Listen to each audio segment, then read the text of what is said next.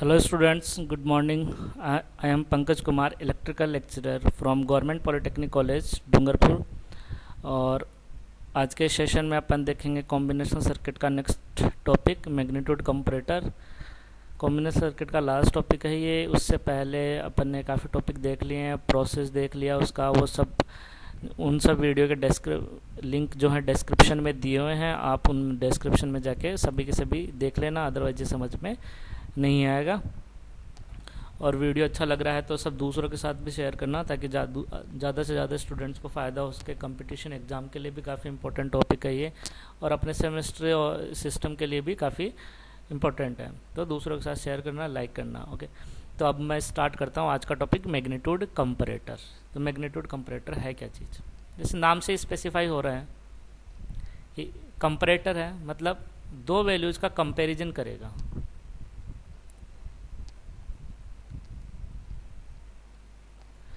Comparison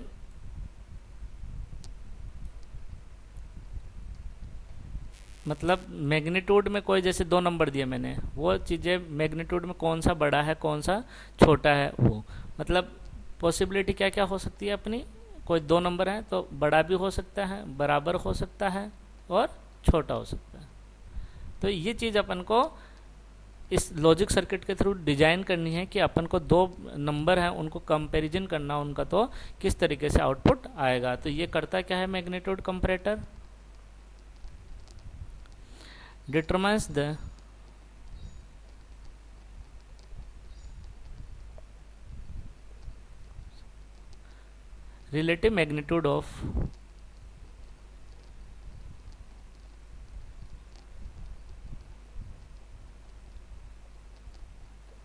relative magnitude of two numbers।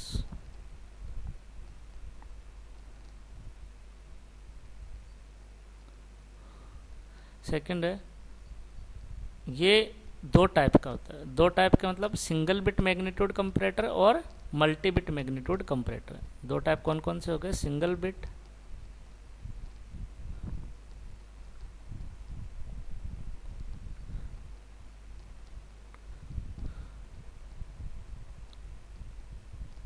मतलब single digit का ही number हो, या मल्टी बिट मतलब मल्टी डिजिट नंबर हो।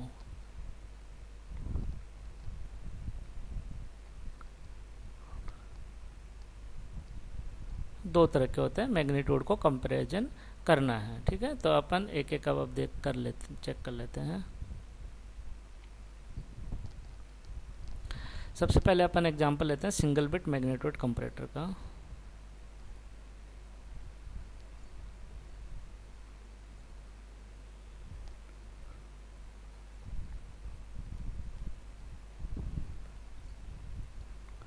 ओके, तो इसमें क्या होगा? सिंगल बिट है तो दो नंबर होंगे, दोनों के एक एक बिट होगा। तो क्या हो गया?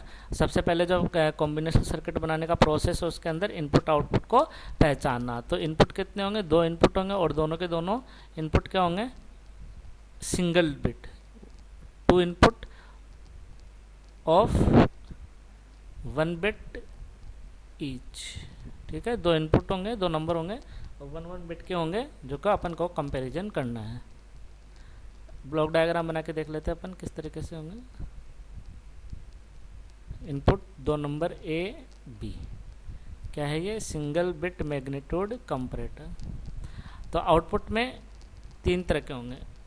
तीन पॉसिबिलिटी क्या हो सकती है? ए ग्रेटर देन बी, ए बराबर बी, या तीसरी ए लेस देन बी। तो इन तीनों ही कंडीशन को पहचानने के लिए अपन तीन तरह के आउटपुट डिजाइन कर लेते हैं। इस कंडीशन में x इजक्वल टू 1 होगा, y इजक्वल टू इसमें 1 होगा, z इजक्वल टू 1 होगा। यानी कि आउटपुट में वेरिएबल कितने होंगे? x y z। यदि a ग्रेटर देन b है तो x 1 होगा, y z 0 हो जाएगा। यदि y 1 है, x z 0 है तो a इजक्वल टू b है वहाँ पे। और यदि x और y 0 है और z इजक्वल टू 1 है, इसका मतलब क्या है? a लेस देन b है। तो इस तरीके से अपन को इनपुट आउटपुट पता चल गए। तो अब अपन इसके ट्रुथ टेबल बना सकते हैं।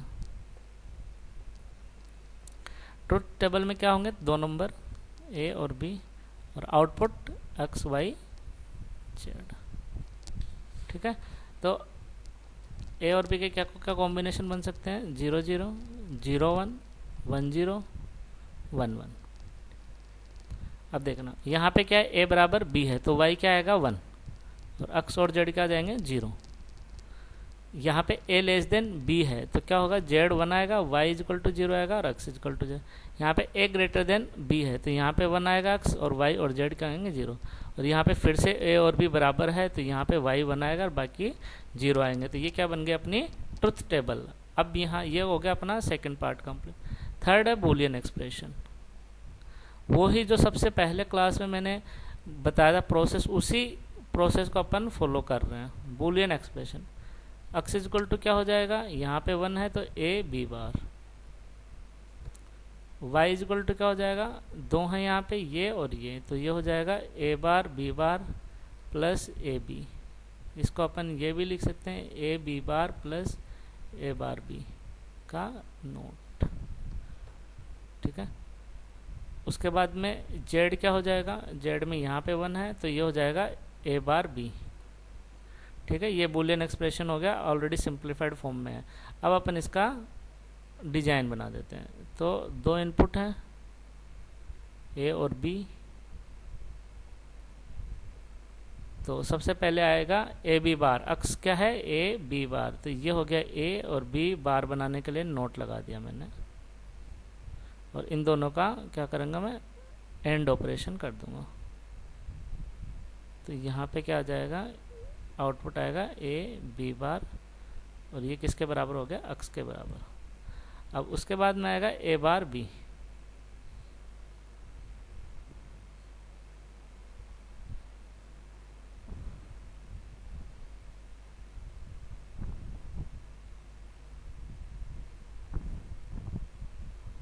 ये किसके बराबर हो गया, जेड के बराबर। और जो y है वो क्या है, A B bar plus A B का नोट और नोर ऑपरेशन, क्योंकि प्लस करके नोट है तो ये क्या हो गया, नोर ऑपरेशन हो गया। तो इन दोनों का एक नोर गेट लगा देता हूं मैं।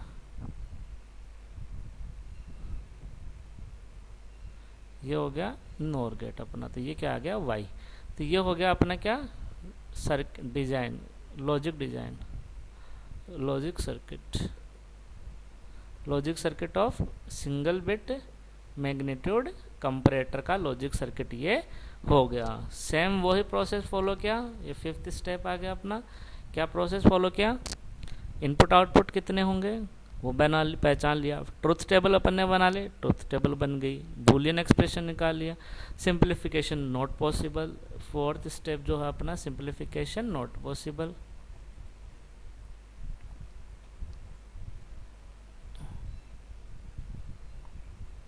तो सीधे अपन 5th स्टेज पे आ जाएंगे। 5th स्टेज पे आए, उस बूलियन एक्सप्रेशन को अपन ने इम्प्लीमेंट कर दिया जैसे कि अभी तक अपन करते आए हैं। ओके, अब उसके बाद में नेक्स्ट आता है multi bit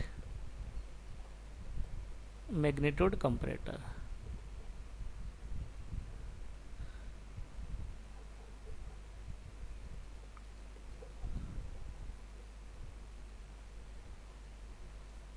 single bit magnitude comparator,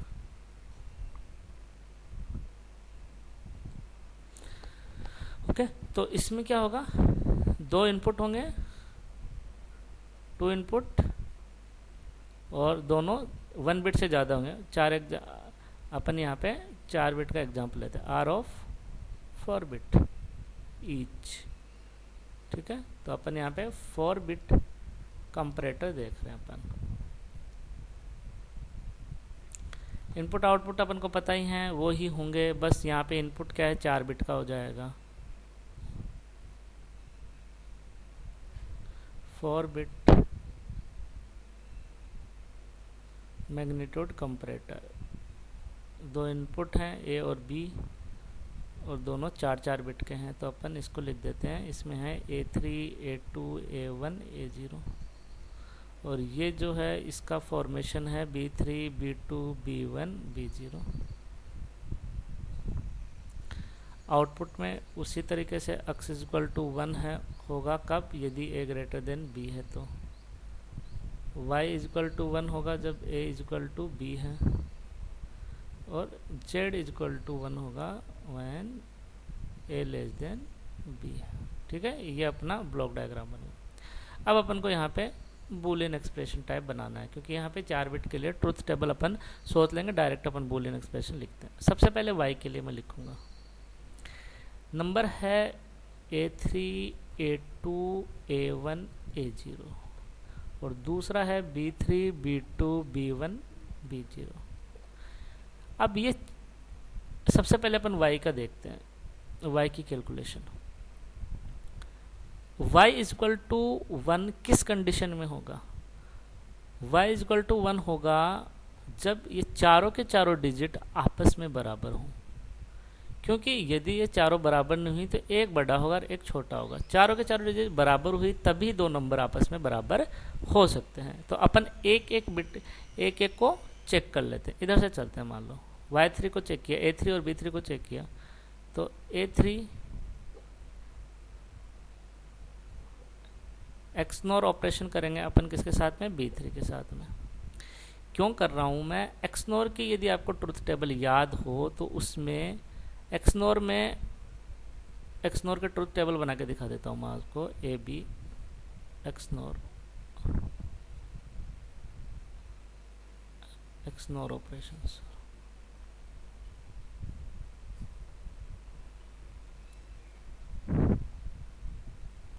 XNOR gate के यहाँ पे y ले लेते हैं अपन, 0 0 0 1 1 0 और 1 1। यदि दोनों नंबर 1 है तो आउटपुट 1 आएगा, और यदि दोनों नंबर अनइक्वल है तो आउटपुट क्या आएगा? 0 आएगा। तो यहाँ पे यदि y3 की वैल्यू 1 है, दो यानी कि दोनों नंबर बराबर हैं, या तो 0 है या 1 है, ठीक है। और यदि दोनों नंबर अनइक्वल है तो क्या आएगी? y3 की वैल्यू 1 आएगी। ऐसे ही y2 की वैल्यू, y का ही पार्ट है ये, ठीक है। वो A2 और B2 को चेक कर रहे हैं अपन। y1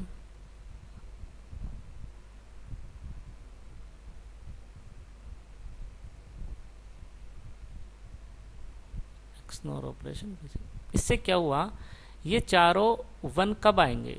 ये 1 कब आएगा? जब A3 B3 बराबर है। यदि A2 B2 बराबर है तो y2 A1 B1 बराबर है तो y1 1 आएगा, और A0 B0 बराबर है तो y0 1 आएगा। और यदि ये चारों 1 आ जाएं, ठीक है, तो इनका एंड ऑपरेशन होगा, वो भी क्या होगा? 1 होगा। यानी कि एक 4 इनपुट का एंड गेट लिया, उसका आउटपुट 1 कब आएगा? जब ये चारों के चारों 1 हो। और ये चारों के चारों 1 कब आएंगे?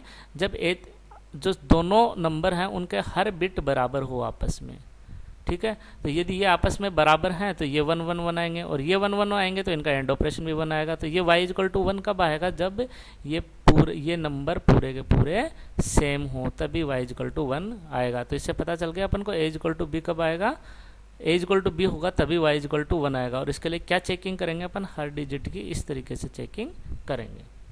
अब मैं अक्स के लिए देखता हूँ कि अक्स इक्वल टू 1 कब होगा? जब a ग्रेटर देन b होगा। अक्स इक्वल टू 1 कब होगा? जब a ग्रेटर देन b होगा। a ग्रेटर देन b के लिए क्या है? a ग्रेटर देन b के लिए क्या है? अपने इधर से चेक करें। यदि A3 B3 से बड़ा हो, ठीक है, तो क्या होगा? अक्स इक्वल टू 1 होगा। मान लो ये दोनों बराबर हैं, ठीक है, ये दोनों के दोनों, तो यदि A2 B2 से बड़ा होना चाहिए, ये भी दोनों बराबर हैं तो A1 B1 से बड़ा होना चाहिए। यदि ये भी बराबर है तो A0 B0 से बड़ा होना चाहिए, तभी पता चलेगा ना अपन को। मान लो मैंने नंबर लिख दिया 2 1 2 4, ठीक है, और यहाँ पे मैंने लिखा 2 1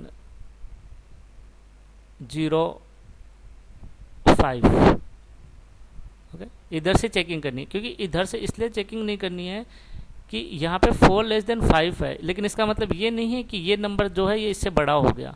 चालू करना पड़ेगा इधर से। ये नंबर इसके बराबर है, ठीक है, ये नंबर इसके बराबर है, इसे भी नहीं पता चले, ये नंबर इससे ज़्यादा है। तो यदि MSB की साइड की तरफ से चलते हुए कोई भी नंबर पहले जिसका बड़ा आ रहा है वो नंबर क्या होगा? बड़ा होगा दूसरे नंबर से। तो अपन इस तरीके से चेक करते हुए चलेंगे कि यदि इनमें से कोई सा बड़ा है, यदि A का यदि पार्ट बड़ा है B से, तो वो 1 हो जाए, और वो 1 हो गया तो यदि वो बड़ा है उससे तो अपना x इक्वल टू 1 आना चाहिए। तो उस कंडीशन को अपन इम्प्लीमेंट बूलियन एक्सप्रेशन कैसे लिखेंगे? A का कोई भी बिट जो है यदि B से बड़ी हो गई है तो उसी कंडीशन में ही तो अपना x इक्वल टू वन किस कंडीशन में आएगा वो देख लेते हैं आप अपन। ओके, तो ए यदि बी से बड़ा है तो वन कब आएगा? A3 B3 बार यदि वन हो जाए, A3 B3 से बड़ा है, इसका मतलब पॉसिबल वैल्यू क्या है? 1 और 0 ही। तो 1 होगा, A3 1 हो और B3 0 हो। A3 B3 से बड़ा है, तो इन दोनों को 1 कैसे बना सकते हैं अपन? A3 B3 बार। ठीक है, A3 B3 बार कर दिया, मतलब x इक्वल टू 1 हो गया यहाँ पे, यदि A ग्रेटर देन B है तो। मान लो ये दोनों बराबर हैं, ठीक है, ये दोनों बराबर हैं, तो दोनों बराबर हैं तो क्या होगा? 0 0 या 1 1 आएगा। तो 0 0 आएगा तो भी ये 0 आएगा, और यदि 1 1 आएगा तो ये 0 हो जाएगा, तो ये 0 हो जाएगा। तो कोई दूसरा वाला 1 आना चाहिए। यदि ये बराबर है तो A2 B2 को देखना पड़ेगा अपन को कि A2 B2 1 के बराबर आना चाहिए। ठीक है, और इससे पहले अपना यहाँ पे अपन ने देखा A3 B3 के बराबर है, A3 B3 के बराबर है, यानी कि Y3 जो है वो क्या है? 1 है। Y3 1 कर दिया अपन ने, और A2 B2 बार कर दिया, प्लस Y2 A1 B1 बार। क्योंकि ये Y2 क्या बता रहा है कि यदि ये डिजिट बराबर है तो Y2 क्या हो जाएगा? 1 हो जाएगा यहाँ पे। ठीक है, और यदि ये बराबर है तो यहाँ पे आ जाएगा 1 Y1 A0 B0, sorry Y3 है यहाँ पे, तो Y3 Y2 आना चाहिए, Y3 Y2, और यहाँ पे आएगा Y3 Y2 Y1। मैं दोबारा से लिख के बता देता हूँ, यहाँ पे स्पेस कम है तो नीचे लिख देता हूँ।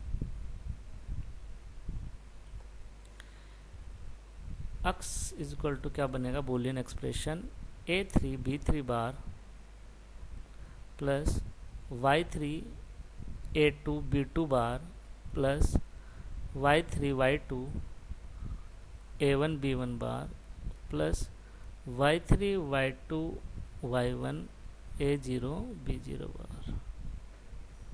ठीक है, तो इससे अपन को पता चल जाएगा कि x इक्वल टू 1 किस कब आएगा इसमें? जब A ग्रेटर देन B होगा। मान लो ये बराबर है तो ये हो गया 0। ठीक है, सॉरी ये हाँ, यदि ये बराबर हो गया या A लेस देन B हो गया तो ये क्या आ जाएगा? 0 आ जाएगा। यदि मान लो ये बराबर है तो क्या होगा? Y3 1 आ जाएगा, और A2 B2 की चेकिंग हो जाएगी कि A2 ग्रेटर देन B2 है तो अपना ये क्या जाएगा? 1 आ जाएगा। यदि ये भी बराबर है तो Y3 Y2 क्या होंगे? Y3 भी 1 होगा, Y2 भी 1 होगा। इसके लिए A2 B2 बराबर है तो Y2 इक्वल टू 1 होगा। यहाँ पे देख लिया अपन ने, तो Y2 का एंड ऑपरेशन कर दिया इनके साथ में। और ऐसे यदि A0 भी, ये तीनों ही बराबर हैं तो Y3 Y2 Y1 बराबर होंगे, और ये दोनों के दोनों A0 ग्रेटर देन B0 होगा तो ये 1 आ जाएगा। तो एक टाइम पे सिर्फ एक ही चीज़ 1 होगी। यदि A ग्रेटर देन B है तो अपन उधर पहले की तरफ से देखते आएंगे, तो एक टाइम पे एक ही 1 आएगा। यदि ये 1 आ गया तो फिर Y3 क्या हो जाएगा? यदि A ग्रेटर देन B हो गया यहीं पे A3 ग्रेटर देन B3, तो Y3 क्या हो जाएगा? 0 हो गया, तो ये भी 0 हो जाएगा, ये भी 0 हो जाएगा, ये भी 0 हो जाएगा, तो सिर्फ 1 आएगा। तो x इक्वल टू 1 हो गया।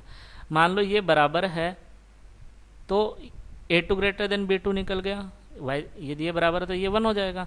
यदि ये 1 है तो, और A2 ग्रेटर देन B2 है तो ये 1 आ जाएगा, और A2 ग्रेटर देन B2 है 1 है तो Y2 इक्वल टू क्या हो जाएगा? 0 हो जाएगा। तो Y2 0 हो जाएगा, तो ये वाली डिजिट भी 0 हो जाएगी, ये वाली भी। ऐसे ही सेम इसके लिए अप्लाई हो जाएगा कि यदि A1 B1 के बराबर है तो Y1 इक्वल टू 1 हो जाएगा। यदि A1 B1 से बड़ा है तो ये 0 हो जाएगा, और यहाँ पे ये कंप्लीट का कंप्लीट 0 हो जाएगा। यानी कि कोई सा जो डिजिट 1 है उसी के लिए ही वो जो ऑपरेशन है 1 बनेगा, बाकी सबके लिए 0 बन जाएगा, और ऐसे x इक्वल टू 1 आ जाएगा।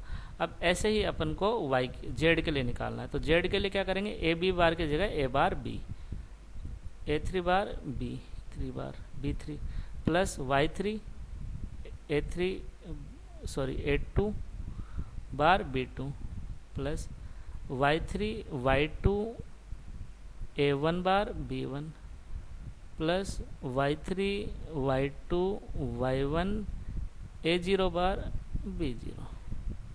ठीक है, तो इससे अपना क्या बन गया? जेड का बूलियन एक्सप्रेशन बन गया कि किस कंडीशन में बूलियन एक्सप्रेशन जो जेड का बनाएगा, और इससे अपन को पता चल जाएगा कि कौन ये नंबर बराबर है या बड़ा है या छोटा है जो पहला नंबर है दूसरे से। तो ये हो गया 4 बिट मैग्नीट्यूड कंपैरेटर। इसमें हर एक बिट के बारे में अपन को सोचना पड़ेगा कि किस तरीके से नंबर बड़ा अपन शो कर सकते हैं, इसके लिए बूलियन एक्सप्रेशन किस तरीके से अपन को लिखना है। तो ओके फ्रेंड्स, ये मैग्नीट्यूड कंपैरेटर के बारे में था। सिंगल बिट मैग्नीट्यूड कंपैरेटर देख लिया अपन ने और मल्टी बिट मैग्नीट्यूड कंपैरेटर देख लिया। इसका वीडियो ध्यान से देख लेना और अच्छा है तो दूसरों के साथ दूसरों को भी बता देना ताकि सबको फ़ायदा हो सके। Okay students, thank you.